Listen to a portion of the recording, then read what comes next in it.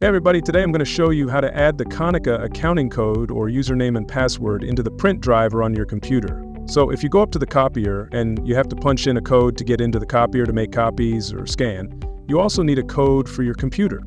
Start by clicking in the search bar, type in printers and scanners.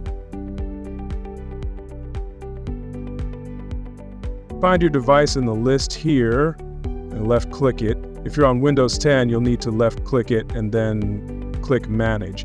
Now go to Printer Properties and go to the Advanced tab. If the Advanced tab is grayed out and you can't click the options, you'll need admin access to change these options. So go back to the General tab down here. You're going to have a Change Properties button. Click that and put in the admin username and password. Once you're an admin, go back to the Advanced tab and then down to Printing Defaults, and then we're going to go to Authentication/Account Track.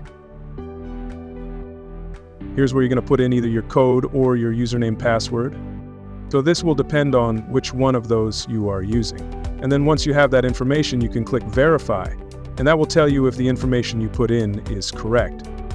All right, once you put that in, click OK, and then click Apply, and then OK again through all of these boxes.